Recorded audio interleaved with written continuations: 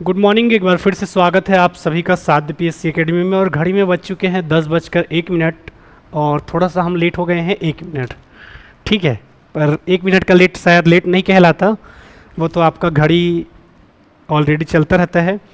Good morning Savita ji, Devesh जी, भारती जी, श्वेता जी, लक्ष्मी जी, इलिशा बाजी, निशा जी, राजेश्वरी जी, हेमलता जी, नेहा जी, परमिला जी, Manju ji, Vinny जी, ऋषि जी, good morning सभी बच्चों को। चलिए, कल हम जिस टॉपिक पर चर्चा कर रहे थे वो कौन था? आपका राष्ट्रपति।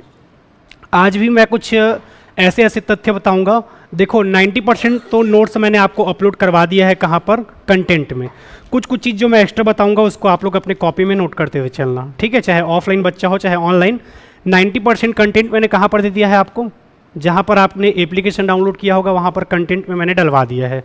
कुछ कुछ चीज़ जो मैं क्लास में और बताते जाऊँगा उसको आप लोग कॉपी में क्या करते जाना, एक्स्ट्रा नोट करते जाना। जैसे कि यहाँ पर पीछे दिख रही है, इनको आप लोग जानते हो कौन है ये? द्रौपदी मुर्मू। ठीक है, द्रौपदी मुर्मू के बारे में आप सभी जानते हो। तो इनके बारे में एक चीज़ और जानना होगा आपको, स्वतंत्रता के बाद पैदा होने वाली राष्ट्रपति कौन है? द्रौपदी मुर्मू। अब ये कब पैदा हुई थी ये हमें नहीं जानना है, ठीक है? लेकिन पेपर में ये प्रश्न बना दिया, क्योंकि अब तक आपके जो 15 राष्ट्रपति हुए हैं, कितने राष्ट्रपति हुए हैं? 15। उनमें से एकमात्र राष्ट्रपति द्रौपदी मुर्मू जो कि वर्तमान में हमारी राष्ट्रपति हैं, ये स्वतंत्रता के बाद पैदा होने वाली क्या है? राष्ट्रपति हैं। तो इसे आप अपने कॉपी में नोट डाउन कर लीजिए कि स्वतंत्रता के बाद, ठीक है, कब भारत कब स्वतंत्र हुआ था? 1947 में, ठीक है? तो स्वतंत्रता के बाद पैदा होने वाली राष्ट्रपति कौन है? स्वतंत्रता के बाद जन्म लेने वाली राष्ट्रपति पूछेगा, इसे आप अपने कॉपी में नोट कर लीजिए। तो नाम याद रखना है द्रौपदी मुर्मू, ठीक है? इसके अलावा कल जब हमने राष्ट्रपतियों का क्रम पढ़ा था तो सबसे पहला राष्ट्रपति हमने किसका नाम देखा था? डॉक्टर राजेंद्र प्रसाद। डॉक्टर राजेंद्र प्रसाद, इसको भी आप अपने कॉपी में नोट कर लीजिए। लगातार 2 बार राष्ट्रपति बनने वाले व्यक्ति कौन थे आपके? डॉक्टर राजेंद्र प्रसाद। इसे भी नोट कर लीजिए अपने कॉपी में। लगातार 2 बार राष्ट्रपति बनने वाले व्यक्ति कौन थे आपके? डॉक्टर राजेंद्र प्रसाद, ठीक है? एक व्यक्ति चाहे तो जितना बार चाहे उतना बार क्या बन सकता है? आपका राष्ट्रपति बन सकता है। तो पेपर में यदि पूछा जाएगा तो आप सभी को याद रखना है, ठीक है? इसको आप अपने कॉपी में नोट डाउन कर लीजिए, आपके नोट्स में नहीं है। लगातार 2 बार राष्ट्रपति बनने वाले व्यक्ति कौन थे आपके? डॉक्टर राजेंद्र प्रसाद। इसे आप अपने कॉपी में नोट कर लीजिए।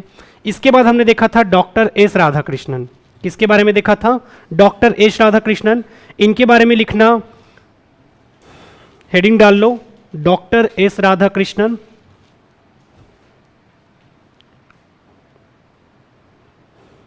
ठीक है, पहला राष्ट्रपति का नाम लिख लो डॉक्टर राजेंद्र प्रसाद। उसके बगल में लिख लेना लगातार 2 बार राष्ट्रपति बनने वाले व्यक्ति आपके डॉक्टर राजेंद्र प्रसाद।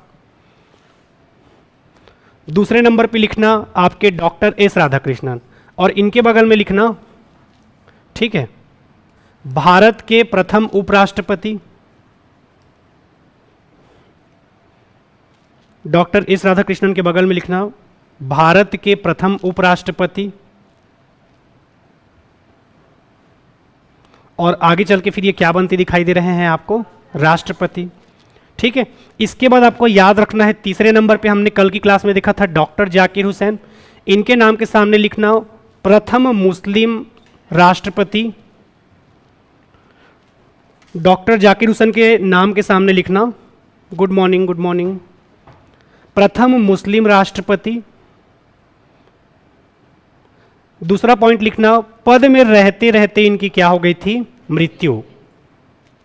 इसके अलावा तीसरा पॉइंट लिखना, ये भी भारत के क्या थे? उपराष्ट्रपति थे। तो जाकिर हुसैन के बारे में 3 चीजें आपको पता चली। पहला, ये भारत का उपराष्ट्रपति था। दूसरा, ये भारत का प्रथम मुस्लिम क्या था? राष्ट्रपति। और तीसरा, पद में रहते रहते इनकी क्या हुई थी? मृत्यु। अगर एकदम डीप में जाना चाहे व्यापम तो इससे ज्यादा डीप नहीं जाएगा आपका। अगला है चौथे नंबर पे लिखिए आप वीवी गिरी। वीवी गिरी के बारे में लिखिए, स्वतंत्र रूप से, वीवी गिरी के सामने लिखना स्वतंत्र रूप से राष्ट्रपति बनने वाले व्यक्ति थे। वीवी गिरी के नाम के सामने लिखना स्वतंत्र रूप से राष्ट्रपति बनने वाले व्यक्ति थे। स्वतंत्र रूप से यानी कहने का मतलब क्या है, बिना किसी पार्टी का टैग लगाए। जैसे कि अभी आपका कोई ना कोई चुनाव लड़ता है तो बीजेपी से लड़ेगा, कांग्रेस से लड़ेगा या किसी अन्य पार्टी से लड़ेगा, पर स्वतंत्र रूप से कहने का मतलब क्या है, बिना किसी पार्टी का टैग लगाए चुनाव लड़ने वाले व्यक्ति कौन थे आपके, वीवी गिरी। दूसरा पॉइंट लिखना, ये भी भारत के क्या थे, उपराष्ट्रपति।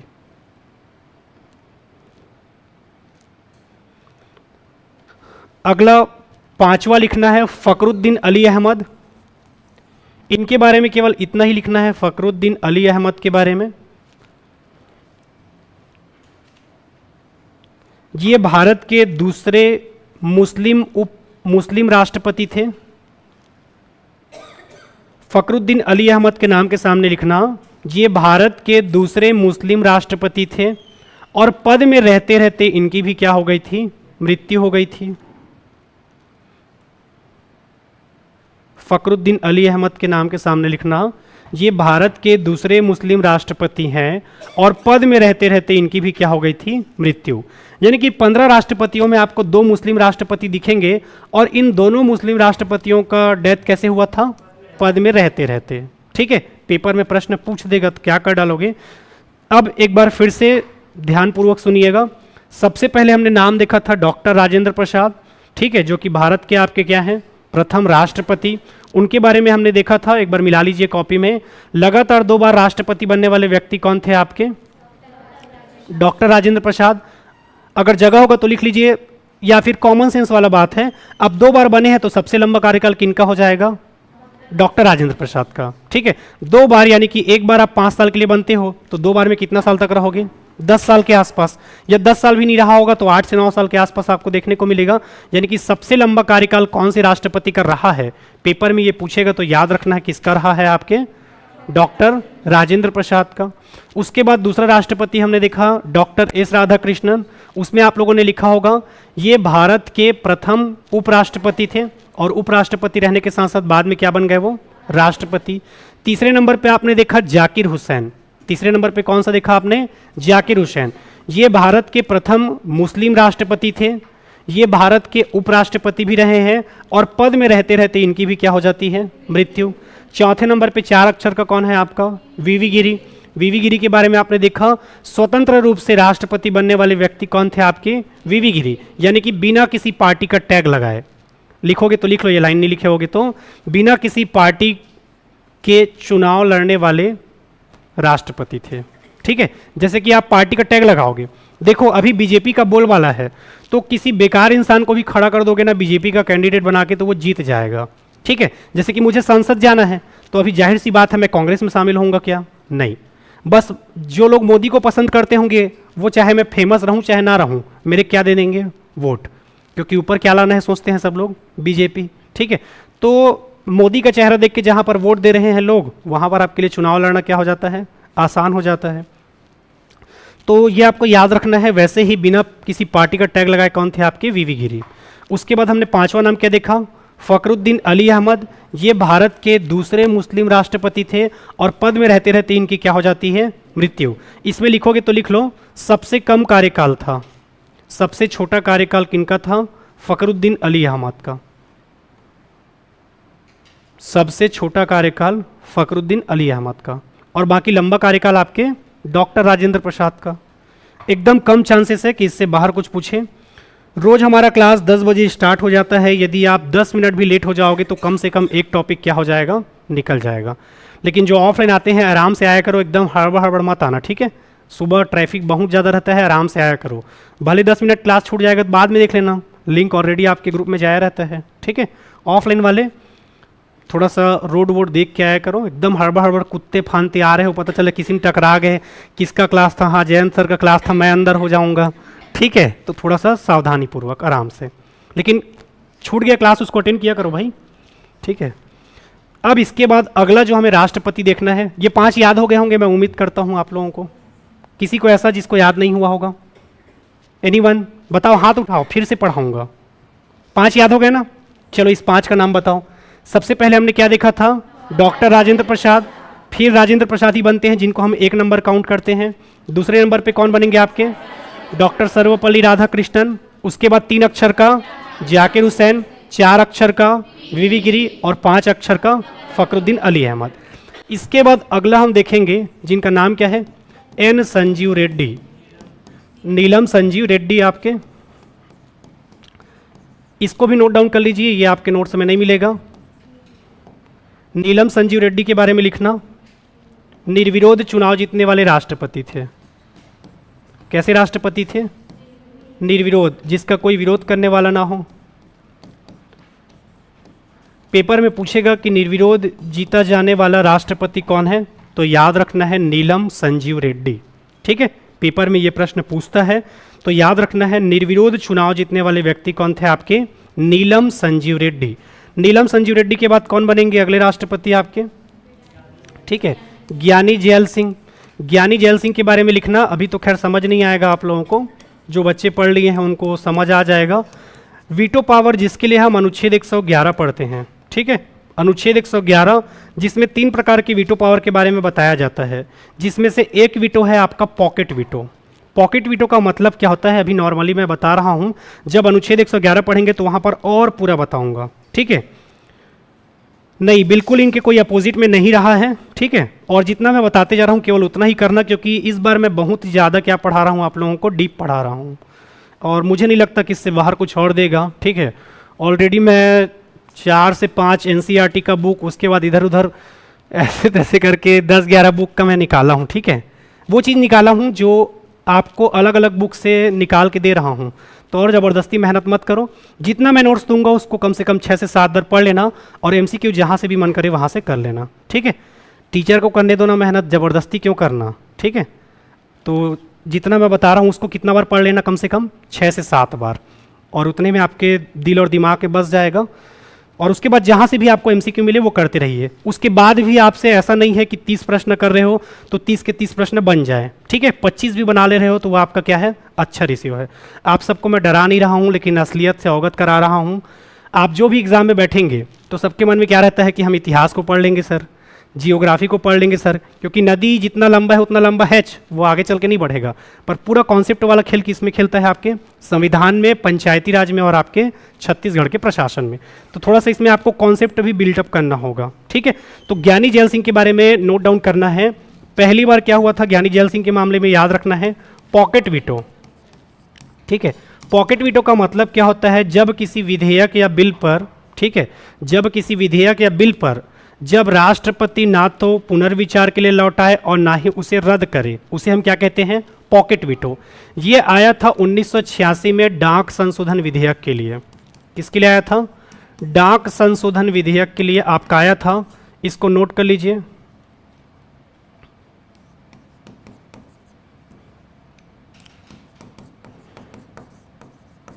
डाक संशोधन विधेयक के लिए आपका आया था, 1986 की बात है। इसे अपने कॉपी में नोट डाउन कर लीजिएगा।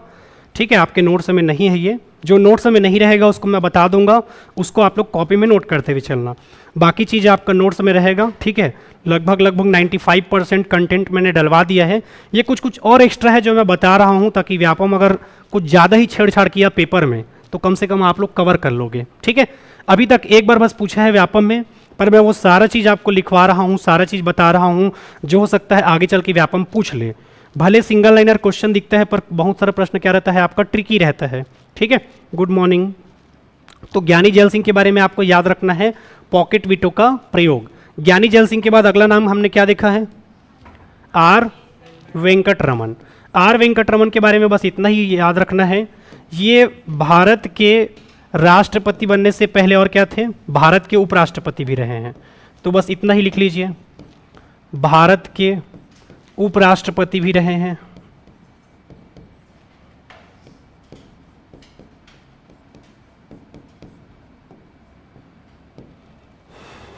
ठीक है, आर वेंकट रमन के बारे में बस इतना ही याद रखना है कि भारत के ये क्या रहे हैं, आपके उपराष्ट्रपति भी रहे हैं। इसके अलावा आर वेंकट रमन के बाद जब हम आगे बढ़ेंगे, ठीक है, तो छत्तीसगढ़ कौन सी पंचवर्षीय योजना में बनता है, 9वीं पंचवर्षीय योजना में। ठीक है, याद रखना है छत्तीसगढ़ कौन सी पंचवर्षीय योजना में बनता है? 9वीं पंचवर्षीय योजना। अब चलो बताओ 9वीं पंचवर्षीय योजना कब से कब तक चला था? हाँ चलिए ठीक है, याद रखना है 1997 से आपका 2002। और छत्तीसगढ़ का निर्माण कब हुआ था? 1 नवंबर 2000।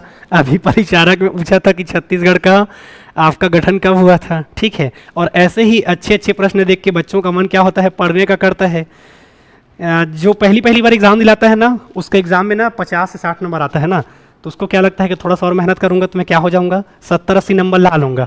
पर वो 70 से 80 नंबर के लिए आपको क्या करना पड़ता है? ज़्यादा मेहनत करना पड़ता है। जिस एग्जाम की आप तैयारी नहीं कर रहे हो ना, कोई भी एग्जाम में बैठ जाओ, 50 नंबर हर पेपर में आपका आएगा। कितना नंबर? 50। और 50 के बाद जो आगे तय करना है वो क्या करेगा? आपका मेहनत और रिवीजन। तो ये आपको याद रखना है। 9वां नंबर पे है आपके कौन? शंकर दयाल शर्मा। कौन है आपके? शंकर दयाल शर्मा। और शंकर दयाल शर्मा के बारे में याद रखना है जब आपका पंचायती राज लागू हो रहा था। क्या लागू हो रहा था? पंचायती राज, ठीक है। पंचायती राज लागू हो रहा था, उस समय हमारे राष्ट्रपति कौन थे? शंकर दयाल शर्मा। ये आपको याद रखना है। पंचायती राज जब क्या हो रहा था? लागू। 73वां संविधान संशोधन 1992 आगे हम पढ़ेंगे, तो ये आपको याद रखना है। पंचायती राज जब लागू हो रहा था उस समय हमारे राष्ट्रपति कौन थे? शंकर दयाल शर्मा। और ये भी भारत के क्या रहे हैं? उपराष्ट्रपति। इतना याद रखना है किसके बारे में आपको? शंकर दयाल शर्मा के बारे में, ठीक है। पेपर में यदि पूछा जाएगा तो याद रखना है पंचायती राज लागू हुआ उस समय शंकर दयाल शर्मा थे और भारत के उपराष्ट्रपति थे। अब आप लोग ये मान के चलिए कि अब आप लोग व्यापम के एग्जाम के लिए प्रिपेयर नहीं हो रहे हो। मैं सारा जो भी कंटेंट आपको पढ़ा रहा हूँ किसके दृष्टिकोण से पढ़ा रहा हूँ? CGPSC, ठीक है। कल शाम को भी आपने क्वेश्चन देखा होगा, बहुत सारा क्वेश्चन तो पार गया होगा या पहली बार देखा होगा आप लोगों ने, ठीक है। पर कोई बात नहीं, जो चीज़ आपको एक्स्ट्रा मिलता है उसको अपना कहाँ पर नोट कर लेना? कॉपी में, ठीक है। कॉपी कोशिश करना कि अगर स्थिति ठीक होगी तो, बहुत सारे लोगों का परिस्थिति ठीक नहीं रहता। अगर परिस्थिति ठीक है आपका तो बाइंडिंग कॉपी में आप लोग क्या करिएगा? बनाइएगा, क्योंकि बाइंडिंग कॉपी में थोड़ा सा नोट एक्स्ट्रा ऐड करते बन जाता है, ठीक है। या फिर ना एक काम किया करो, जैसे कि एक बार आपका नोट्स बन चुका है, अब बीच में जगह नहीं है, ठीक है। क्योंकि हम लोग कैसे लिखते हैं? यहाँ पर लिख लिए, फिर यहीं पर ऐसे लिखते लिखते आते हैं। तो लास्ट में इंपॉर्टेंट नोट्स करके लिख दो उसी टॉपिक के बाद। जैसे कि राष्ट्रपति वाला नोट्स आपका पूरा बन गया है, उसके बाद राष्ट्रपति का इंपॉर्टेंट नोट्स करके और लास्ट में लिख लो। जैसे कि आपने राष्ट्रपति का नोट्स पूरा बना लिया होगा, जितने भी पुराने बच्चे हो, ठीक है। तो इंपॉर्टेंट नोट्स करके उसी का और बना लो, ताकि वो रिवीजन करने के टाइम आपके पास आसान नहीं जाएगा। तो अभी जो बता रहा हूँ उसको नोट डाउन करते जाइए, क्योंकि ये आपके कॉपी में नहीं है। तो शंकर दयाल शर्मा, इसके बाद कौन बनेंगे आपके? KR नारायण। इनके बारे में कुछ विशेष याद रखने की आपको आवश्यकता नहीं है, केवल नाम याद रखिए। तो सबसे पहले हमने देखा 6वें नंबर पे कौन थे आपके? नीलम संजीव रेड्डी। नीलम संजीव रेड्डी के बाद ज्ञानी जैल सिंह। ज्ञानी जैल सिंह के बाद R वेंकटरमन। R वेंकटरमन के बाद शंकर दयाल शर्मा। और शंकर दयाल शर्मा के बाद KR नारायण। जिनको क्लास में समझ नहीं आ रहा होगा, क्लास में नहीं याद हो पा रहा होगा, उनको घर में जाके और ज़्यादा मेहनत करना पड़ेगा, ठीक है। इसीलिए पूरा फोकस कहाँ पर रखा करो? क्लास में, ठीक है। जैसे कि मैं जब बैठता था क्लास में तो सबसे सामने बैठता था, क्यों पता है? पीछे बैठोगे ना, सामने वाले लोग क्या कह रहे हैं वो पूरा दिखता है, और उससे क्या होता है? डिस्टर्बेंस। तो किसी का ऐसा दिक्कत होगा तो सामने बैठ जाया करो, टेबल खाली है। मेरे साथ ऐसा दिक्कत होता था, ठीक है। वो टीचर पढ़ा रहे हैं, उसको छोड़ के ना कौन कौन क्या कर रहा है वो दिखता था मेरे पीछे से, तो मैं पीछे बैठना छोड़ दिया था। सामने बैठूंगा तो केवल कौन दिखेगा? टीचर और उसका ब्लैक बोर्ड। तो किसी को ऐसा दिक्कत होता होगा तो आप लोग देख लेना। बाकी मोबाइल में तो ऐसा दिक्कत नहीं होता। मोबाइल में पढ़ते हो तो पूरा नोटिफिकेशन बंद करके बैठा करो, ठीक है। जैसे कि बहुत सारे हो व्हाट्सअप में किसी का मैसेज आया, पढ़ रहे उसको छोड़ के रिप्लाई करने के लिए घुस गए, तो ऐसा मत किया करो। मोबाइल का सब चीज़ जानते हो ना, नोटिफिकेशन कैसे बंद करना है, ठीक है। जैसे कि मैं मोबाइल ऑपरेट करता हूँ तो मेरा सारा नोटिफिकेशन ऑफ रहता है। मैं जब चाहता हूँ तो खुद घुस के ऑन करता हूँ उसको, ठीक है। आप लोगों को नहीं पता होगा तो एक आध दिन ऑपरेट करना सिखा दूंगा। व्हाट्सअप में एक ऐसा सेटिंग है जिसमें आप डाटा से अलग कर सकते हो अपना, जो जैसे कि नेट यूज़ कर रहे हो तो डाटा से अलग यूज़ कर सकते हो, ठीक है। जैसे कि मैं सुबेरे से लेकर रात के 5 बजे तक कोई डिस्टर्बेंस नहीं चाहता, शाम के 5 बजे तक, तो मैं मोबाइल में अपना ऐसा सिस्टम ऑन किया हूँ कि किसी का कॉल नहीं लगता है, और कॉल आता है तो मुझे पता चल जाता है, फिर मैं अपने हिसाब से कॉल बैक करता हूँ, ठीक है। जैसे कि कल एक सर का कॉल आया था, उन्होंने पहले व्हाट्सअप में मैसेज किया कि कुछ काम है करके, तो फिर मैं बाद में उनको कॉल बैक किया। तो बहुत सारा आपका सिस्टम है, जो लोग मोबाइल में रोज़ पढ़ते हैं उन लोगों के लिए एक आध दिन उसको सिखा दूंगा, क्योंकि मेरे को पता है आप लोगों को मोबाइल चलाना नहीं आता होगा। ठीक है, चलो तो ये आपको याद रखना है। सबसे पहले हमने नाम देखा था क्या, नीलम संजीव रेड्डी। नीलम संजीव रेड्डी के बाद ज्ञानी जैल सिंह, ज्ञानी जैल सिंह के बाद आर वेंकटरमन, आर वेंकटरमन के बाद शंकर दयाल शर्मा, और शंकर दयाल शर्मा के बाद के आर नारायण। ठीक हो गया इतना। चलो अब इसके बाद आपको अगला देखना है, अगला राष्ट्रपति कौन बनेगा, डॉक्टर एपीजे अब्दुल कलाम। इनका पूरा नाम कोई बता सकते हो आप में से? ठीक है, एक अबुल कलाम जो आपने पढ़ा होगा वो अलग है। ठीक है, जब आप अंतरिम मंत्रिमंडल के बारे में पढ़ते रहते हो तो रेल मंत्री जो बनाया जाता है आपका अबुल कलाम, वो अबुल कलाम अलग है। ठीक है, और आपके जो एपीजे अब्दुल कलाम पढ़ते हैं ये अब्दुल है। क्या है आपका? अब्दुल। मैं इसलिए बता रहा हूँ क्योंकि जो जो मैं आपको बताता हूँ वो पहले मुझे दिक्कत हुआ था। मैं जब तैयारी कर रहा था तो मुझे ये लगता था कि ये अबुल कलाम और अब्दुल कलाम एक ही होगा करके। ठीक है, बाद में पता चला, बहुत दिन जब इधर उधर पता चला तो पता चला कि अबुल कलाम अलग है और एपीजे अब्दुल कलाम आपके अलग हैं। ये जो एपीजे अब्दुल कलाम है ये कौन है आपके? मिसाइल मैन ऑफ इंडिया, और भारत के क्या रहे हैं? साइंटिस्ट। तो एपीजे अब्दुल कलाम के बारे में याद रखना है, ठीक है, कि ये साइंटिस्ट होने के साथ साथ भारत के क्या बने थे? आपके राष्ट्रपति भी बने थे। इसके बाद कौन है? ठीक है, याद रखना है। कई जगह प्रतिभा पाटिल देखने को मिलेगा आपको, पर इनका पूरा नाम क्या है? प्रतिभा देवी सिंह पाटिल। ठीक है, बहुत सारे राइटर प्रतिभा पाटिल बस लिखा हुआ है। प्रतिभा पाटिल के बाद कौन बनेगा? प्रणब मुखर्जी। इनके बारे में केवल याद रखिए और कुछ एकदम विशेष नहीं है। प्रतिभा पाटिल में लिख लीजिए, ये क्या है? भारत की प्रथम महिला राष्ट्रपति। भारत की प्रथम महिला राष्ट्रपति। प्रणब मुखर्जी के बाद अगला नाम जो आपको याद रखना है वो क्या है? रामनाथ कोविंद। और रामनाथ कोविंद के बाद अभी जो आपके राष्ट्रपति हैं वो कौन है? द्रौपदी मुर्मू। द्रौपदी मुर्मू के बारे में क्या याद रखना है? ठीक है, द्रौपदी मुर्मू के बारे में बहुत सारा चीज़ नोट डाउन करना है। जैसे कि सबसे पहले इनका क्रम कौन सा पता चल गया आपको? क्रम कौन सा है इनका? 15वां। ये कहाँ की रहने वाली है? ठीक है, ये राष्ट्रपति बनने से पहले कौन से पद पर आसीन थी? कहाँ की राज्यपाल? क्या ये राज्यपाल के पद पर जब रही होंगी और राष्ट्रपति का चुनाव इन्होंने लड़ा होगा तो क्या हम इनके राज्यपाल के पद को लाभ का पद कहेंगे क्या? नहीं, याद रखना है। ठीक है,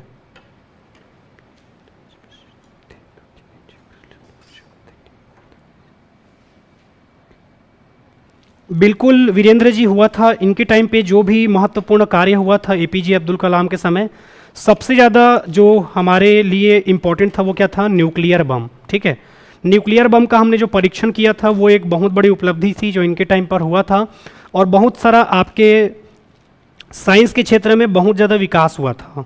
ठीक है, और बाकी कुछ एकदम विशेष नहीं है। तो ये आपको याद रखना है। उड़ीसा में जिला है आपका मयूरभंज। ठीक है, तो उड़ीसा के रहने वाली है कौन आपकी? ये उड़ीसा नहीं बल्कि अब क्या हो चुका है? ओडिशा। तो उड़ीसा के मयूरभंज जिले की रहने वाली है कौन? द्रौपदी मुर्मू। राष्ट्रपति बनने से पहले ये क्या थी? याद रखना है, झारखंड की क्या थी? ये राज्यपाल थी। इसके अलावा आपको ये भी याद रखना है, ठीक है, कि ये दूसरी क्या बन चुकी है? महिला राष्ट्रपति। दूसरी महिला राष्ट्रपति। इसके अलावा आपको और याद रखना है, ठीक है, स्वतंत्रता के बाद जन्म लेने वाली राष्ट्रपति कौन है? द्रौपदी मुर्मू। अभी तक नहीं पूछा है पर व्यापम जानते तो हो, कुछ भी पूछ रहा है आजकल। तो स्वतंत्रता के बाद जन्म लेने वाली राष्ट्रपति कौन है? द्रौपदी मुर्मू। ठीक है, कल एमसीक्यू देखा आप लोगों ने?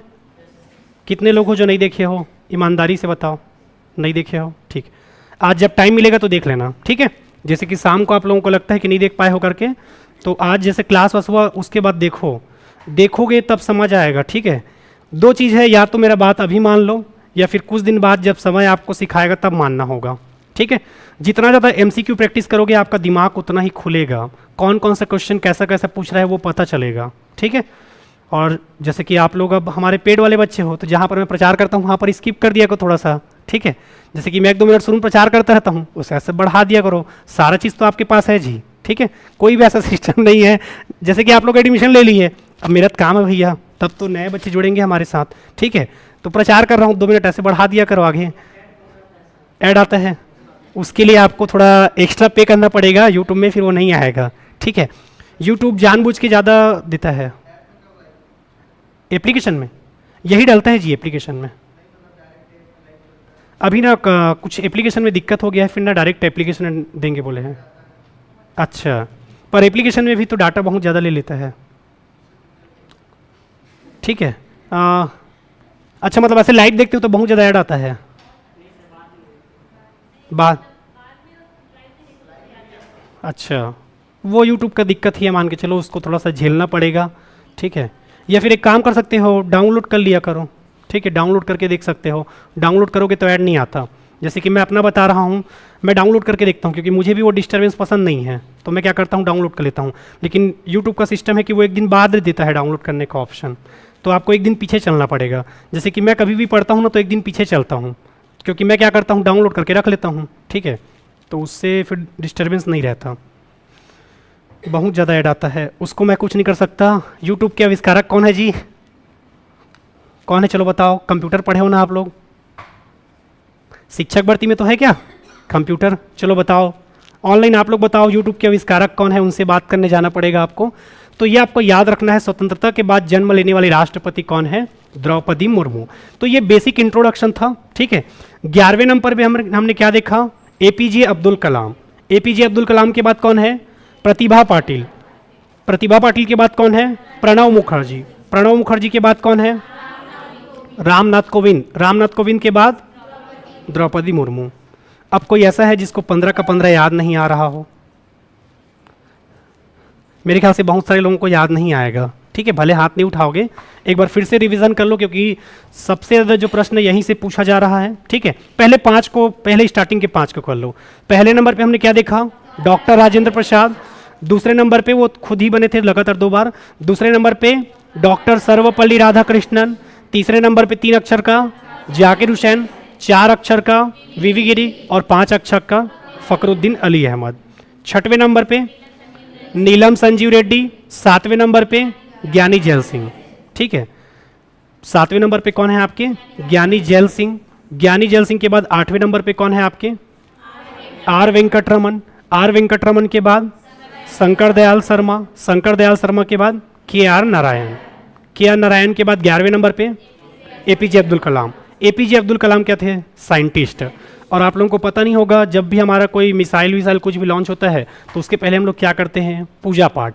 और पूजा पाठ करने के बाद आप लोग कितना रुपये दक्षिणा चढ़ाओगे, 11 रुपये। कितना रुपया, 11 रुपये, ठीक है। तो 11 रुपये से साइंटिस्ट, और साइंटिस्ट कौन है आपका, एपीजे अब्दुल कलाम। उसके बाद पीपी वाले हैं, एक है प्रतिभा पाटिल, उसके बाद प्रणब मुखर्जी, उसके बाद लेटेस्ट है आपके रामनाथ कोविंद, और रामनाथ कोविंद के बाद द्रौपदी मुर्मू, ठीक है। रोज देखोगे, एक बार सो के उठोगे और व्हाट्सअप ना देख के क्या देखना है आपको, राष्ट्रपतियों का नाम, तो अपने आप आपके दिमाग में चला जाएगा। और जैसे ही रिवीजन करना छोड़े तो अपने आप क्या हो जाएगा, पार। चलो ये बताओ, ये कौन है, जवाहरलाल नेहरू नहीं है, ठीक है। अब देखो, राष्ट्रपति पढ़ रहे हैं तो जाहिर सी बात है कोई ना कोई राष्ट्रपति का फोटो ही मैं चिपकाऊंगा, ठीक है। सीडीपी का रूल क्या कहता है, पहले देखो और देखो, नटेर के देखो लेकिन देखो, ठीक है। यही कहता है ना सीडीपी आपका। जैसे कि मैं तीन चार अलग अलग पार्ट में आपको पढ़ाता हूँ, और सीडीपी भी आपका यही बताता है। जैसे कि पहली बार मैं आपको ब्लैक बोर्ड में दिखाता हूँ, दूसरी बार मैं बोलता हूँ, तीसरा बार मैं ब्लैक बोर्ड में लिखता हूँ, चौथा बार आप लोग अपने कॉपी में लिखते हो। तो जब 3-4 बार अलग अलग पार्ट में आप करते हो तो उससे आपको क्या रहता है, याद रहता है, ठीक है। कई लोग तो ये भी बोल देंगे कि सर को याद नहीं रहता होगा इसीलिए पीछे पीडीएफ चिपका के रखे हैं, ठीक है। बाकी सब्जेक्ट को तो नहीं, पर मैं संविधान को आप ना 12 बजे भी उठा पढ़वा लो, तब भी मैं उतना ही पढ़ाऊंगा जितना भी पढ़ा रहा हूँ, ठीक है। कई बच्चे एक से एक तो रहते हैं, सर मतलब याद नहीं रहती, सीधी पीछे लगा ले रहे थे, ठीक है। अब मैं इतना चीज़ को आप चाहो तो चेक करना रहेगा तो चेक भी कर लो, इस पीडीएफ में जो भी डला होगा, जो भी लास्ट तक, उसको मैं एक एक लाइन बिना देखे पढ़ा सकता हूँ, ठीक है। पर मुझे पता है कि जब आप अलग अलग पार्ट में देखते हो तो आपके दिमाग में क्या होता है, ज़्यादा जाता है, ठीक है। तो थोड़ा सा मैं अलग अलग टीचर का अलग अलग तरीका होता है, तो वो अलग अलग तरीके से पढ़ाता है, पर मैं तो ऐसे ही पसंद करता हूँ। ठीक है, जो बच्चा शाम को 6 बजे जो एमसीक्यू होता है वो देख रहा होगा और क्लास अटेंड कर रहा होगा तो उसको ज़्यादा फायदा मिलेगा इसका। तो शाम को जो एमसीक्यू होता है उसको भी देखा करो। ठीक है, चलो यहाँ तक खेल खत्म। अब हम चलते हैं राष्ट्रपतियों की ओर। सबसे पहले अब हमें जो अनुच्छेद पढ़ना है, ठीक है, तो सबसे पहले हम यदि बात करें संविधान का, चूँकि संविधान के दृष्टिकोण से यदि बात करेंगे तो संविधान में कितना भाग है आपका? 22 भाग। कितना अनुच्छेद है आपके पास? 395 क्या है आपका अनुच्छेद। अभी हम मूल संविधान की बात कर रहे हैं, बाद में और बताऊंगा कि 22 से कैसे आगे बढ़ गया है, 395 से कैसे आगे बढ़ गया है। फिलहाल आप लोग इसी को याद रखिए। संविधान में टोटल 22 भाग है। कितना अनुच्छेद है? 395 अनुच्छेद। और कितना अनुसूची है आपके पास? 22 अनुसूची, 12 अनुसूची। ठीक है, ये आपका एकदम बेसिक है। अब आखिर हमने भाग 5 से ही पढ़ना क्यों स्टार्ट किया है? तो भाग 5 से पढ़ने के पीछे कारण ये है, चूंकि आपके पेपर में सबसे ज़्यादा प्रश्न कहाँ से आता है? भाग 5 से। ऐसा नहीं है कि मैं बाकी टॉपिक नहीं पढ़ा सकता, पर चूंकि आपके भाग 5 में क्या होता है, सबसे ज़्यादा प्रश्न पूछता है। और आप लोग भी क्या चाहते हो? एग्जाम क्रैक करना चाहते हो, ना कि संविधान में पीएचडी करना चाहोगे। ठीक है, तो केवल एग्जाम के ओरिएंटेड आपको पढ़ना है। जितना बता रहा हूँ, kindly request to all of you, आप लोग बात मानते नहीं हो और जबरन का बुक लेके ला लोगे इतना बोलने के बाद भी। ठीक है, ऑलरेडी मैं 10-11 ठो बुक से निकाल रहा हूँ, और वो 10-11 बुक में मैं क्या निकालता हूँ पता है? जो मेरे को पता नहीं है उसको निकालता हूँ। ठीक है, और उसको फिर आप लोगों को आके बताता हूँ। तो ज़बरदस्ती इधर उधर का और मेहनत मत करना, जितना बताऊँगा उसको अच्छे से नोट डाउन कर लेना, नोट्स बना लेना और उसी को अच्छे से पढ़ते रहना। कल जैसे कि आप लोगों ने एमसीक्यू किया होगा कल शाम वाला, तो उसमें आपको 4 से 5 क्वेश्चन एक्स्ट्रा मिला होगा। ठीक है, जैसे कि वो कोलोजियम का गठन कब किया गया था, हालांकि व्यापम आज तक नहीं पूछा है, वो पीएससी का क्वेश्चन है, पर उसको भी मैं बता दिया हूँ। उसके बाद कोलोजियम में हमेशा हमें क्या शक रहता है कि कितने जज रहते हैं कोलोजियम में? 5। उसमें से 1 क्या रहता है आपका? सीजेआई, और 4 क्या रहते हैं आपके? अन्य जज रहते हैं। तो वो सारा चीज़ मैं कल की क्लास में बताया हूँ। अब उसके बाद जब आप वो टॉपिक और पढ़ोगे, क्योंकि अभी आपके क्लास में आपने क्या नहीं पढ़ा है? Supreme court. और कल का टॉपिक क्या था एमसीक्यू का? Supreme court. तो जो पुराने बच्चे पढ़ लिए होंगे उनको तो समझ आया होगा कि क्या चीज़ हमको पता नहीं है और क्या पता है वो चीज़। ठीक है, तो आप संविधान में जब आगे सर्वोच्च न्यायालय पढ़ोगे तो वहाँ पर आपको और फायदा होगा। तो फिलहाल आपको याद रखना है। अब इसके बाद जो हम भाग पढ़ेंगे वो भाग कौन सा है आपका? भाग 5। ठीक है, और भाग 5 में हम किसके बारे में पढ़ेंगे? ठीक है, सबसे पहले अनुच्छेद कहाँ से कहाँ तक पढ़ेंगे? 52 से लेकर 151 तक। 52 से लेकर 151 तक। भाग 5 किसके बारे में बात करता है? संघ। ठीक है, या इसे ही हम क्या कहते हैं? केंद्र सरकार। अब केंद्र सरकार के अंतर्गत प्रमुख रूप से जो पद रहेगा वो कौन कौन रहेगा? इसी में आप पढ़ोगे राष्ट्रपति के बारे में। किसके बारे में पढ़ोगे? राष्ट्रपति। इसी में पढ़ोगे आप उपराष्ट्रपति। इसी में आप पढ़ोगे क्या आपका? संसद। इसी में आप पढ़ोगे क्या?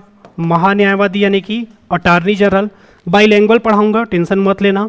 कभी कभी पेपर में महान्यायवादी लिखता है और कभी कभी क्या लिख देता है? अटॉर्नी जनरल, तो बच्चे समझ नहीं पाते। तो मैं बाइलैंग्वेज पढ़ाऊंगा, दिक्कत नहीं होगा आप लोगों को।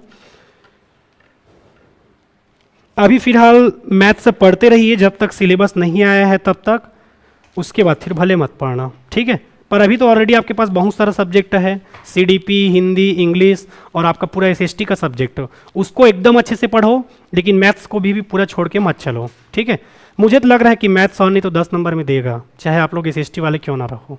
ठीक है, 10 नंबर के आसपास देगा लग रहा है।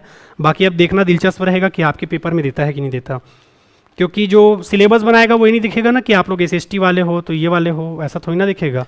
उस हिसाब से तो आप लोग जब 11वीं पढ़ते हो तो आपके में अंग्रेजी भी नहीं डालेंगे, अंग्रेजी नहीं आए एसएसटी वाला मतलब की क्या, तो वैसा नहीं होगा। ठीक है, थोड़ा सा चांस है कि 5 से 10 नंबर का आपका रहेगा मैथ्स। तो अटॉर्नी जनरल यानी कि महान्यायवादी के बारे में पढ़ेंगे। इसी में हम और किसके बारे में पढ़ेंगे आपके? ठीक है, अटॉर्नी जनरल के बाद आपके सुप्रीम कोर्ट के बारे में पढ़ेंगे। ठीक है, सुप्रीम कोर्ट के बाद इसी में हम कैग के बारे में पढ़ेंगे।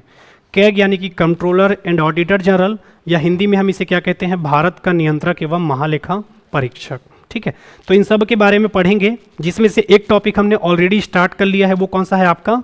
राष्ट्रपति। ठीक है, तो ये 15 राष्ट्रपतियों का नाम कल आप लोग एक बार रिवीजन करके आना। ठीक है, और बिना देखे बोल पाओगे कि नहीं ये देखना, या एक दूसरे को बताते रहना। ठीक है, जैसे कि 3 लोग हो, रास्ते में आते जाते चल 5 जन गिलते बता, 5 जन गिलते बता, 5 जन गिलते बता, तो रास्ता अपने आप कट जाएगा। ठीक है। आपका हर एक चीज़ ना पढ़ाई से जुड़ा रहना चाहिए। जैसे कि मैं जब, अब तो खैर मेरे दोस्त लोग इधर उधर चले गए हैं, पहले हम लोग 3 दोस्त रहते थे और मैं उस टाइम नया नया तैयारी स्टार्ट किया था क्योंकि मैं टेक्निकल वाला था। तो उन लोग खाना खाने के टाइम भी परेशान करते थे, चल बता गेहूँ का समर्थन मूल्य कितना है। रोटी खाते थे उस दिन गेहूं का पूछते थे, चावल खाते थे उस दिन चावल का पूछते थे। तो उन लोगों को मैं देखा हूं कि वो दिन भर ना हर चीज़ को पढ़ाई से लिंकअप करते रहते थे, तो आधा तैयारी वैसे ही हो जाता था आपका। ठीक है, जैसे कि दाल वाल बन रहा है तो दाल का समर्थन मूल्य पूछते थे, तो वैसे ही करते करते ना बहुत सारा टॉपिक कवर हो जाता था। तो वैसे भी आप लोग अपना ग्रुप रखिए और जो भी दिनचर्या होगा उसको किस में जोड़ के रखिए अपने पढ़ाई के साथ, तो आपको फ़ायदा मिलेगा उससे। चलो, अब ये आपको याद रखना है। अब सबसे पहले अब हम किसके बारे में पढ़ना स्टार्ट करेंगे? राष्ट्रपति के बारे में। ठीक है, अब राष्ट्रपति का जो बेसिक था वो सब आपने देख लिया है। अब मैं टॉपिक स्टार्ट कर रहा हूँ, कौन सा? आपका राष्ट्रपति। किसी कारण से यदि आप लोग लेट हो जाते हैं या क्लास में लेट से ज्वाइन करते हैं, चाहे ऑनलाइन रहे चाहे ऑफलाइन, बाद में देख लिया करो क्लास को। ठीक है, जैसे कि आपको सबसे अच्छा मौका कब मिलेगा पता है? जब साहू सर का क्लास आने वाला रहेगा, तो उसमें थोड़ा सा गैप मिल जाता है 5-10 मिनट, तो उसमें आप लोग कवर कर सकते हो क्लास को। ठीक है, जैसे कि आप लोग दिमाग लगाओगे तो आपका टाइम वेस्ट नहीं होगा। जैसे किसी दिन आप क्लास में आधा घंटा लेट हो गए, सर का क्लास स्टार्ट होने में आधा घंटा का गैप हो गया, उसी में देख लो बैठे बैठे, तो नहीं इधर उधर घूमते रहेंगे, इधर उधर का बात करते रहेंगे, मोबाइल चलाते रहेंगे, पर चलो कवर कर लो वाला हिसाब नहीं है। ठीक है, कर लिया करो वैसे ही कवर। अब राष्ट्रपति के बारे में यदि हम पढ़ेंगे तो सबसे पहले अनुच्छेद कौन सा पढ़ना है हमें? 52। ठीक है, पहले ये पूरा अनुच्छेद एक एक करके पढ़ लो, फिर इसके बाद फिर मैं आपको क्या बताऊंगा, इसका शॉर्ट ट्रिक बता दूंगा। अनुच्छेद 52 किसके बारे में बात करता है? राष्ट्रपति के पद के बारे में। किसके बारे में बात करता है? राष्ट्रपति का पद। और राष्ट्रपति का पद हमने कहाँ के संविधान से लिया है? ये पेपर में पूछता है, तो याद रखना है राष्ट्रपति का पद हमने लिया है कहाँ के संविधान से? ब्रिटेन, या इसे ही क्या कहते हैं? यूके। यूके कहने का मतलब क्या है आपका?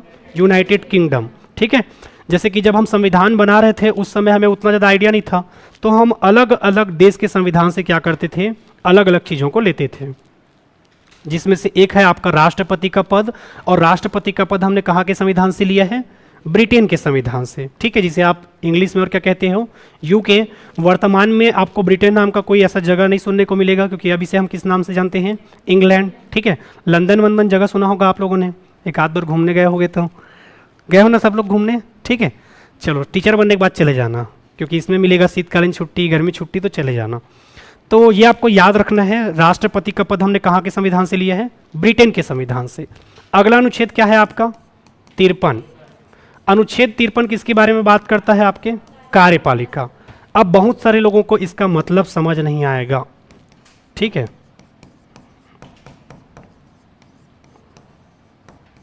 कार्यपालिका,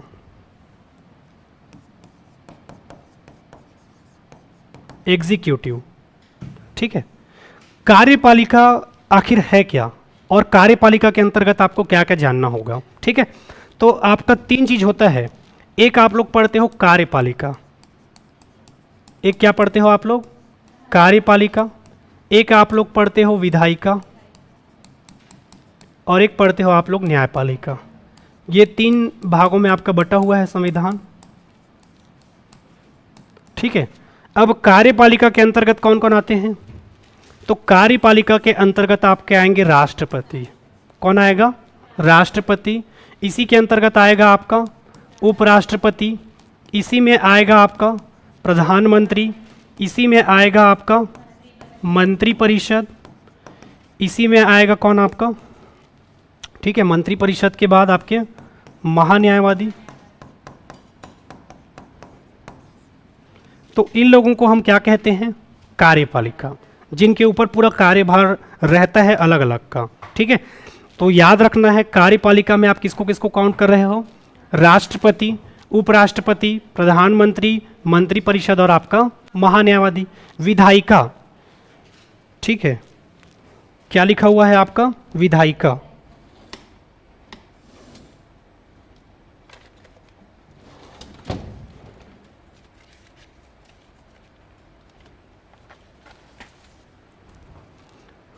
अब देखो विधायिका के अंतर्गत क्या होता है, तो इसका मैं शॉर्ट निकाल लेता हूं आपका विधि। विधायिका का शॉर्ट क्या निकाल लिया मैं? विधि। और विधि का मतलब क्या होता है? कानून। और कानून बनाने के लिए आपको किसकी किसकी आवश्यकता पड़ती है? एक लोकसभा का आवश्यकता पड़ेगा, एक राज्यसभा का। ठीक है, हालांकि फाइनली जब राष्ट्रपति हस्ताक्षर करेगा तभी आपका विधेयक क्या बनता है? बिल या कानून। पर मुख्य रूप से यदि हम देखेंगे तो कोई भी विधेयक या बिल आपके लोकसभा में पास होगा, यहाँ से पास होने के बाद कहाँ जाएगा? राज्यसभा। यानी कि कानून को बनाने में जो सबसे बड़ा योगदान है वो किसका है? लोकसभा और राज्यसभा का। अब बहुत सारे बच्चों को ये समझ नहीं आ रहा होगा कि सर विधायिका क्या है। ठीक है, तो विधायिका या विधि क्या है? जैसे कि ये पेन है आपका, इस पेन का रेट अभी 50 रुपये है। कितना रुपये? 50। इसे मुझे क्या करना है? 100 रुपये। ठीक है, अब इसे 100 रुपये करना है तो ये पूरा इस पेज में लिखा रहेगा कि ये मैक्स साहब कंपनी का पेन है, पहले इसका रेट 100 रुपये था, अब इसे मैं कितना करने वाला हूँ? 200। अब ये विधेयक या बिल जो इस पेज में लिखा हुआ है ये कहाँ जाएगा? आपके लोकसभा। उसके बाद कहाँ पर जाएगा? राज्यसभा। और उसके बाद जब राष्ट्रपति इसमें हस्ताक्षर करेगा तो ये विधेयक या बिल क्या बनेगा? आपका कानून। ठीक है, तो विधायिका में किसका किसका रोल है? आपके लोकसभा और राज्यसभा का। न्यायपालिका, न्यायपालिका में आपका आता है कौन? सबसे ऊपर आपका सुप्रीम कोर्ट, सुप्रीम कोर्ट के नीचे हाई कोर्ट और हाई कोर्ट के नीचे आपका डिस्ट्रिक्ट कोर्ट। मैंने क्लास में कई बार बताया है और कल यदि आपने देखा होगा तो पता भी चला होगा। ठीक है, उच्च और उच्चतम में हमेशा डाउट होता है, तो हाई कोर्ट आपका निचला न्यायालय है यानी कि उच्च है, और सुप्रीम कोर्ट आपका सबसे हाईएस्ट है, तो इसमें क्या है? आपका उच्चतम। शब्दों में भी आप देखोगे तो ज़्यादा किस में दिख रहा है आपको? उच्चतम में। तो उच्चतम यानी कि कौन सा कोर्ट है आपका? सुप्रीम कोर्ट, या इसे ही हिंदी में क्या कहते हैं हम? सर्वोच्च न्यायालय। हाई कोर्ट यानी कि उच्च, और उच्च मतलब क्या हो गया आपका? ठीक है, उच्च न्यायालय को उच्च न्यायालय ही कहोगे। तो ये आपका बेसिक डिफरेंस है। छोटा अक्षर 2.5 अक्षर का है वो क्या है आपका? हाई कोर्ट, और ज़्यादा बड़ा दिखेगा उच्चतम, ये क्या है आपका? Supreme court. अब इसी में कई बार प्रश्न पूछता है, उच्चतर लिख देता है। क्या लिख देता है आपका? उच्चतर। तो हाई कोर्ट और सुप्रीम कोर्ट को हम संयुक्त रूप से क्या कह देते हैं? उच्चतर। उच्चतर। कोई उच्चतम होगा क्या सर? पेपर में दे दिया था, ये मत समझना। हाई कोर्ट और सुप्रीम कोर्ट को हम संयुक्त रूप से क्या कहते हैं? उच्चतर संस्था। ठीक है, तो न्यायपालिका जहां पर आपको न्याय मिलेगा वो क्या है आपका? सुप्रीम कोर्ट या हाई कोर्ट। जब भी पुलिस किसी चोर को पकड़ता है तो वो सबसे पहले कहां पेश करता है उसको? डिस्ट्रिक्ट कोर्ट में। कोर्ट में केस हारेगा चोर तो वो कहां पर अपील करेगा? High court. और हाई कोर्ट में केस हारा तो कहां पर अपील करेगा? सुप्रीम कोर्ट में। ठीक है, ये आपका है। उसके बाद हम जब संविधान पढ़ते जाएंगे तो आपको पता चलते जाएगा। क्या पता चलेगा? कि कुछ मामले ऐसे भी हैं जो डायरेक्ट हाई कोर्ट में, कुछ मामले ऐसे भी हैं जो डायरेक्ट कहाँ जाते हैं? आपके सुप्रीम कोर्ट। तो वो टाइम के हिसाब से मैं आपको बताता जाऊंगा। फिर आपको ये बेसिक याद रखना होगा। ठीक है, अब बार बार तो मैं ये टर्मिनोलॉजी यूज़ करूंगा, तो आपको इतना बेसिक पता रहना चाहिए। जब भी मैं कार्यपालिका कह रहा हूं मतलब इसी के इर्द गिर्द हम बात कर रहे हैं। ठीक है, जिसमें आपका राष्ट्रपति, उपराष्ट्रपति, प्रधानमंत्री, मंत्रिपरिषद और महान्यायवादी। विधायिका में आपका लोकसभा और राज्यसभा, और न्यायपालिका में आपका सुप्रीम कोर्ट, हाई कोर्ट और डिस्ट्रिक्ट कोर्ट। अब ये तो हो गया भाग 5 का। क्योंकि भाग 5 में आप किसके बारे में पढ़ते हो? संघ यानी कि केंद्र सरकार के बारे में। अगर राज्य सरकार के बारे में देखोगे, किसके बारे में? राज्य सरकार। ठीक है, भाग 6 तो राष्ट्रपति की जगह क्या आ जाएगा आपका? राज्यपाल। ठीक है, उसके बाद आपके प्रधानमंत्री की जगह कौन आ जाएगा? मुख्यमंत्री। ठीक है, वहां पर भी क्या होता है आपका? मंत्रिपरिषद। और महान्यायवादी की जगह आप किसको यूज करोगे? महाधिवक्ता को। ये आपके राज्य का है। ठीक है, जैसे कि आप राज्य जब पढ़ोगे, भाग 6 जब हम पढ़ेंगे तो वहां पर राष्ट्रपति की जगह जो हम पद पढ़ते हैं वो कौन सा है आपका? राज्यपाल। प्रधानमंत्री की जगह जो पद पढ़ेंगे वो कौन सा है आपका? मुख्यमंत्री। ठीक है, और मंत्रिपरिषद की जगह सेम रहेगा, यहाँ पर भी मंत्रिपरिषद ही रहेगा। महान्यायवादी की जगह हम क्या पढ़ेंगे? महाधिवक्ता। जिसने भाग 5 अच्छे से पढ़ा उसके लिए भाग 6 क्या रहेगा आपका? Copy paste. केवल क्या बदलेगा आपका? अनुच्छेद। ठीक है, उसके बाद यहाँ पर जैसे लोकसभा और राज्यसभा है तो वहाँ पर क्या रहेगा आपका? विधानसभा और विधान परिषद। ठीक है, और बाकी राज्य के लिए आपका क्या हो जाएगा? High court. ठीक है, जैसे कि हमारे 19वें नंबर का क्या है? हाई कोर्ट है। कहाँ पर? बोदरी गांव, बिलासपुर। ठीक है, दूसरे एरिया गांव सुनोगे ना तो अजीब अजीब लगता है। ठीक है, जैसे कि मेरे गांव का नाम जानते हो क्या है? ठीक है, मेरे गांव का नाम बताऊंगा तो आप लोग हंसोगे, फेकारी। क्या है? फेकारी। ठीक है, तो दूसरे गांव का नाम अजीब लगता है, जैसे कि वो बोदरी गांव सुनोगे तो बोधा किसको बोलते हैं छत्तीसगढ़ी में? जिसके पास दिमाग नहीं रहता है। तो बोधरी सुनता हूँ मेरे को बोधा वाला याद आता है, ठीक है। निच्चट बोधा सरे टूरा, ऐसे कहते ना दाई मन, हाँ ठीक है, घर में। तो वैसी है आपका। तो ये आपको याद रखना है, ये एकदम बेसिक है आपका संविधान का। अब पेपर में प्रश्न यहाँ से भी पूछता है, कैसे दे दिया आपको कि कार्यपालिका में निम्नलिखित में से कौन शामिल नहीं है। ऑप्शन ए महान्यायवादी, बी प्रधानमंत्री, सी उपराष्ट्रपति, और चौथा आपका लोकसभा। क्या शामिल नहीं है? लोकसभा। पेपर में पूछ दिया कि न्यायपालिका में क्या शामिल नहीं है। Supreme court, high court, district court और राष्ट्रपति। राष्ट्रपति। कई लोग क्या दिमाग लगाएंगे कि राष्ट्रपति ही हस्ताक्षर करता है तब तो कोई विधेयक या बिल बनता है, तो नहीं। डिस्ट्रिक्ट कोर्ट के बारे में कुछ नहीं जानो तो आंसर का रही डिस्ट्रिक्ट कोर्ट। अरे दादा तोड़ जाने नहीं जाने से क्या होतेगा, ठीक है। संविधान जो लिख दिया है उसी का आपको जानना होगा, ठीक है। जैसे कि न्यायपालिका में सुप्रीम कोर्ट, हाई कोर्ट और क्या दे दिया है आपका डिस्ट्रिक्ट कोर्ट, तो आपको वो जानना होगा। तो पेपर में इस प्रकार से भी प्रश्न पूछते हैं कि कार्यपालिका में क्या शामिल नहीं है, विधायिका में क्या शामिल नहीं है और न्यायपालिका में क्या शामिल नहीं है। क्लियर है? यहाँ तक सबको क्लियर है? ठीक है। नोट्स बनाइए, रिवीजन करिए। कितना क्लास होता है जी अभी आप लोगों का? संविधान, इतिहास, सीडीपी, मैथ्स और उसके बाद साइंस, 5 क्लास होता है, ठीक है। 5 क्लास अटेंड करो, 5 घंटा नोट्स बनाओ। कितना घंटा हो गया? 10। 2 घंटा क्या कर लो? रिवीजन।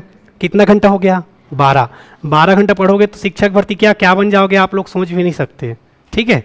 बनोगे कि नहीं बनोगे 12 घंटा में, ठीक है। तो नोट्स बनाइए। पहले ऐसे ही मेरे टीचर भी बोलते रह गए, मैं भी आप लोगों की तरह नहीं माना, इसीलिए इतना लेट हो गया, ठीक है। जिसको जितना जल्दी पोस्ट चाहिए चुपचाप टीचर जो जो बोलते जा रहे हैं उसको मान लो, मस्त नोट्स बनाओ। अगर क्लास में बनाते बन रहे तो क्लास में, वैसे तो मैं क्लास में बनाने नहीं देता पर अभी मजबूरी में दे रहा हूँ आप लोगों को, क्योंकि मेरे को पता है कि आप लोग घर में जाकर नहीं बनाओगे। तो कल हिंचे बना लो दादा तुमन बैठ के, ठीक है। वरना मैं क्लास में ना किसी पेन उठाने को भी ना दूँ, ऐसा मन करता है मेरा, ठीक है। पर मेरे को पता है कि सुबह से निकले रहते हो, शाम को घर पहुँचते हो, उससे अच्छा यहीं बना लो, ठीक है। तो ये आपको याद रखना है यहाँ तक। अब ये वाला टॉपिक आपको अच्छे से समझ आएगा। अनुच्छेद 53 क्या कहता है? कार्यपालिका या एग्जीक्यूटिव या कार्यपालिका। तो पेपर में बस इतना ही पूछता है कि कार्यपालिका का प्रधान कौन होता है, तो कौन होता है आपका? राष्ट्रपति। पेपर में कई बार पूछा है। जैसे कि केंद्र का कार्यपालिका है, वहां पर प्रमुख कौन रहेगा? राष्ट्रपति। वैसे ही राज्य का कार्यपालिका में प्रमुख कौन रहेगा? आपका राज्यपाल। ये जब भाग 6 पढ़ोगे तो आपको आराम से प्रश्न बन जाएगा। व्यापम बार बार यही घिसा पीटा क्वेश्चन पूछता है आपसे कि कार्यपालिका का प्रधान कौन होता है, तो कौन होता है आपका? राष्ट्रपति, ठीक है। व्यापम में ये कई बार पूछा गया है आपका, तो ये आपको याद रखना है पेपर में कि कार्यपालिका का प्रधान कौन होता है? आपका राष्ट्रपति। इसके बाद अगला अनुच्छेद हम पढ़ेंगे कौन सा? अनुच्छेद आपका 54। कल एक काम करना आप लोग, ठीक है, 15 तो ज़्यादा हो जाएगा। लास्ट के 5 को कल पढ़ के आना। लास्ट के 5 राष्ट्रपति कौन है कल पढ़ के आना, ठीक है। क्योंकि मुझे जहाँ तक लग रहा है स्टार्टिंग के 5 तो आपको याद हो गए हैं, ठीक है।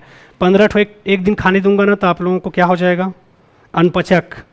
और अनपचक यानी कि डाइजेशन सिस्टम, फिर आपको कहाँ जाना होगा? राकेश सर की क्लास में ठीक करने के लिए अपना डाइजेशन, ठीक है। क्योंकि डाइजेशन कौन ठीक करते हैं? राकेश सर, साइंस वाले, ठीक है। तो कल केवल कितना ठो पढ़ के आना? लास्ट के 5 को। और जितना इधर अनुच्छेद बता रहा हूँ उसको क्या करके आना? रिवीजन, ठीक है।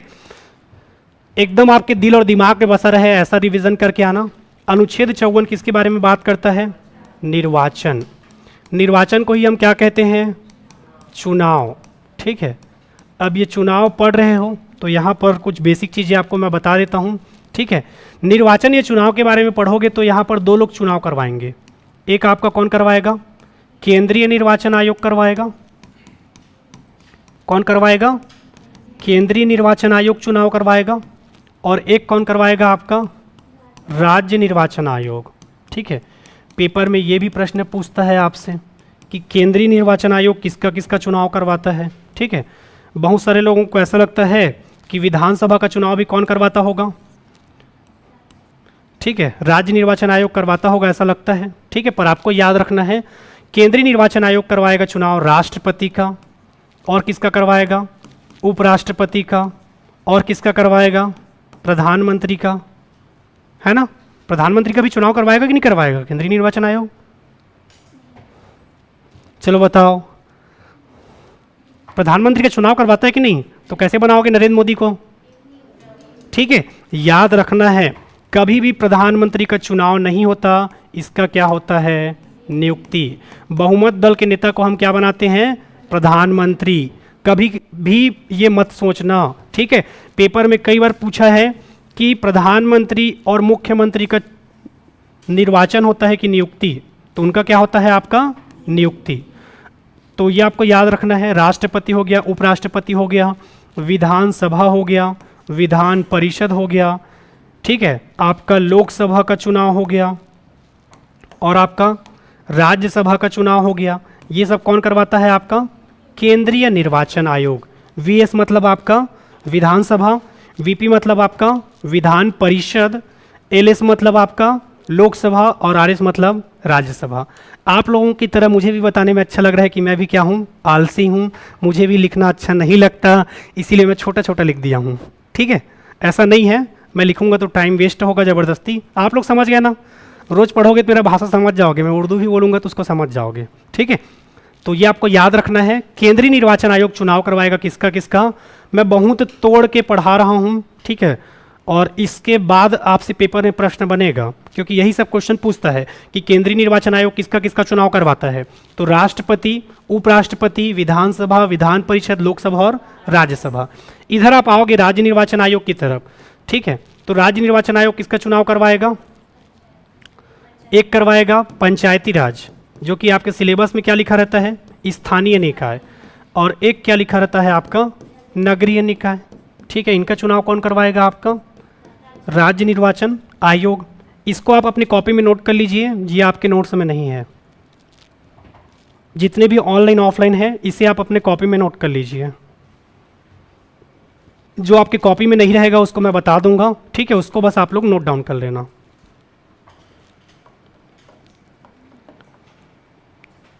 एक काम ये मान के चलना कि जैसे कि 5 पेज का आपका नोट्स बन रहा है, तो वो 5 पेज में पूरा किससे रिलेटेड रहेगा, आपके राष्ट्रपति से रिलेटेड तथ्य रहेगा।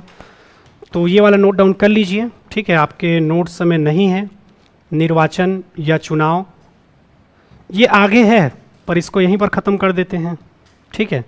और कहाँ आप इधर उधर कंटेंट देखते रहोगे।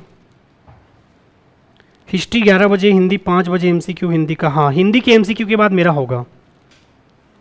सर तो मैसेज का रिप्लाई नहीं करते, sorry to say that, message का रिप्लाई नहीं कर पाता क्योंकि टाइम एकदम लिमिटेड रहता है, इसीलिए। हिंदी और हिस्ट्री कब होता है, हिंदी आपका 11 बजे होता है और हिस्ट्री आपका 11 बजे होता है, और हिंदी का एमसीक्यू जो होता है वो कितना बजे होता है, 5 बजे, 4 बजे, ठीक है। 4 बजे डला हुआ है वो आपके टाइम टेबल में। सर सीडीपी का फ्री टेस्ट कहाँ पर मिलेगा, एप्लीकेशन में तो नहीं दिख रहा है, प्लीज़ सर बताइए। ठीक है, मैं सर को पूछ के बताता हूँ, ठीक है। कंटेंट में डला हुआ है बोल रहे थे, अगर नहीं डला होगा तो। अब इसके अलावा 2 चीज़ और नोट करना है आपको। एक आपको नोट करना है क्या, प्रधानमंत्री, और एक किसका नोट करना है, मुख्यमंत्री। इनका क्या होता है आपका, नियुक्ति। व्यापम के पेपर में बार बार प्रश्न पूछता है कि प्रधानमंत्री या मुख्यमंत्री का निर्वाचन होता है कि नियुक्ति, तो इसे आप अपने कॉपी में नोट कर लीजिए। प्रधानमंत्री और मुख्यमंत्री का क्या होता है, नियुक्ति होता है, ठीक है। इस बार मैं बहुत सारा पढ़ाऊंगा, बहुत सारा, और उसके बाद जितना भी पेज का आपका नोट्स बनेगा, हो सकता है 5 पेज 10 पेज जितना भी बन जाए, उससे बाहर फिर मत पढ़ना और कुछ भी, ठीक है। ज़्यादातर चीज़ आपको कहाँ पर डला हुआ है, कंटेंट में, और जो नहीं डला है उसको मैं क्लास में बताते हुए चलूँगा आपको। तो ये आपको याद रखना है, प्रधानमंत्री और मुख्यमंत्री का क्या होता है, नियुक्ति। कैसे फिर 11 बज गए जी, अभी भी क्लास चालू किए थे क्या, टाइम कम पड़ जाता है, ठीक है। अनुच्छेद 53 किसके बारे में बात करता है, कार्यपालिका। तो कार्यपालिका का प्रधान कौन होता है, आपका राष्ट्रपति। उसके बाद हमने अनुच्छेद कौन सा चालू किया है, 54। अब 54 में हमने क्या देखा, निर्वाचन, ठीक है, निर्वाचन या चुनाव। अब इसके बाद इसे भी नोट कर लीजिएगा, चुनाव आपका 2 प्रकार से होगा, चाहे कोई करवाए, ठीक है। एक होता है आपका प्रत्यक्ष और एक होता है आपका अप्रत्यक्ष। प्रत्यक्ष कहने का मतलब क्या है, ठीक है, जिसे आप अपने मतदान के माध्यम से डायरेक्ट चुनते हो, अपने मतदान के माध्यम से डायरेक्ट चुनते हो, उसे हम क्या कहते हैं, प्रत्यक्ष। और हमारे द्वारा चुना गया व्यक्ति जब किसी और व्यक्ति को चुनता है, उसे हम क्या कहते हैं, अप्रत्यक्ष।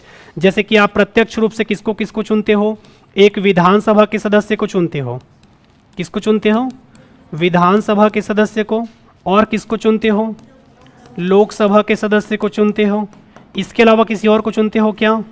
ठीक है, अब हम चले जाते हैं कहाँ पर आपके पंचायती राज में। ठीक है, तो पंचायती राज में भी आप यदि जाओगे तो यहाँ पर आप पंच को चुनोगे डायरेक्ट, और किसको चुनोगे? सरपंच को चुनोगे। ठीक है, वहीं आप जनपद में जाओगे तो जनपद में आप किसको चुनोगे? जनपद के सदस्य को, और किसको चुनोगे आप? जिला के सदस्य को। वहीं आप चले जाओ कहाँ पर आपके नगरीय निकाय में। नगरीय निकाय में आप जब जाओगे तो अभी के रूल के हिसाब से मैं पढ़ा रहा हूं, अभी जो इस बार हुआ है उसके हिसाब से एक आप पार्षद को चुनते हो। किसको चुनते हो? पार्षद, यानी कि आपके गांव का पंच, इक्विवेलेंट टू आपके गांव का पंच। ठीक है, जैसे आपके गांव में पंच होता है ना, वैसे शहर में क्या होता है आपका? पार्षद। पार्षद के अलावा इस बार आप महापौर को चुनोगे डायरेक्ट। महापौर कहाँ का हो जाएगा आपका? नगर निगम। ये महापौर कहाँ का कहलाता है आपका? नगर निगम का। इसके अलावा आप अध्यक्ष को चुनोगे। ये अध्यक्ष कहाँ का रहेगा आपके?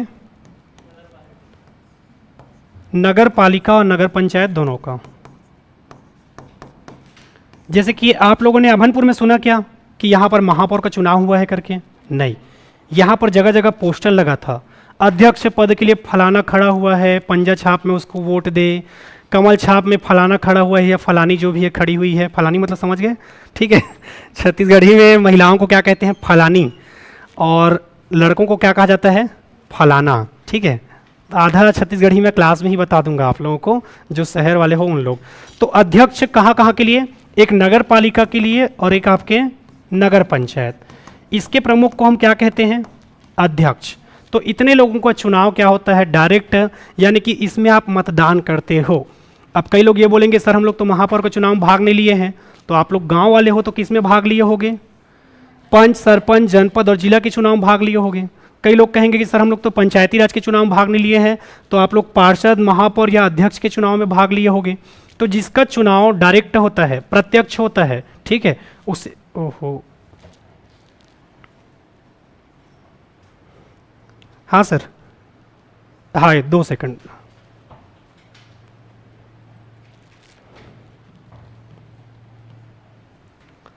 चलो ठीक है, तो इतना देखेंगे आज की क्लास के लिए, क्योंकि अगले क्लास के लिए क्या आ चुका है? कॉल आ चुका है। तो जिसे आप अपने मतदान के माध्यम से डायरेक्ट चुनते हो उसे हम क्या कहते हैं? प्रत्यक्ष। ठीक है, और इसके आगे की कहानी हम कल पढ़ेंगे। अभी का क्लास ओवर करना पड़ेगा क्योंकि अगला क्लास आपका हिस्ट्री का है और मैम आ चुकी है। ठीक है, इतना आप लोग क्या करके आओगे कल? रिवीजन और प्रॉपर क्या बना के आओगे? नोट्स। ठीक है, ये आपके कंटेंट में नहीं है तो इसको नोट्स बना लीजिएगा। बाकी जो 2 अनुच्छेद मैंने बताया है, राष्ट्रपतियों का क्रम बताया है, वो आपके नोट्स में डला हुआ है। ठीक है, चलिए तो अभी का क्लास हम यहीं तक कवर करते हैं। रिवीजन करके आइए, प्रॉपर नोट्स बनाइए और शाम को जो एमसीक्यू होगा उसको देखिए। अगर कल आओगे और कल शाम वाला एमसीक्यू नहीं देखे हो उसको आज देखना, और नहीं देखे रहोगे तब कल बताऊंगा मैं। ठीक है, प्रॉपर आपके ग्रुप में लिंक गया हुआ है, मस्त डाउनलोड कर लेना और आज देख लेना एमसीक्यू को। ठीक है, चलो, और कल मैं सबका नोट्स चेक करूंगा। कल कोई भी बहाना नहीं चलेगा, सबके पास क्या होना चाहिए? हैंड रिटन नोट्स होना चाहिए। ठीक है, आप लोग अभी अभी आए हो, आप लोगों का छूट है। जिनका पहला क्लास है उनका छूट है, बाकी आप लोग धीरे धीरे कवर करते रहिए। ठीक है, और ऑनलाइन वालों का भी मैं चेक करूंगा। ठीक है, ऑनलाइन। चलिए अभी का क्लास ओवर करते हैं, तब तक के लिए धन्यवाद। जय हिंद, जय भारत, जय छत्तीसगढ़।